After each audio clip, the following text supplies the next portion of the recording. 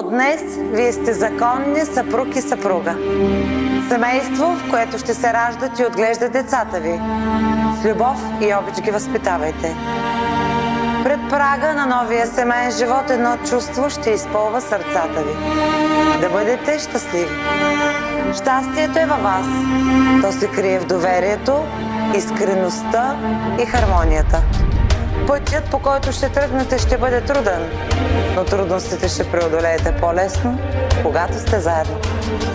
Обичайте се и вие ще постигнете всичко, за което сте мечтали. Мило семейство, връчвайки ви първия семейен документ, ви пожелавам във вашия дом да се заселят завинаги нежността, обичта и благоденствието.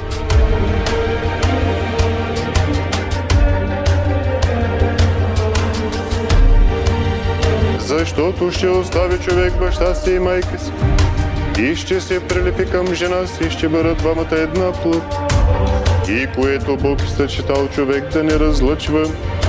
И сега, Владико Господи Боже наш, сам Те изпрати небесната си благодат на тия Твои раби, Николай и Ралица, да преживеят според волята Ти.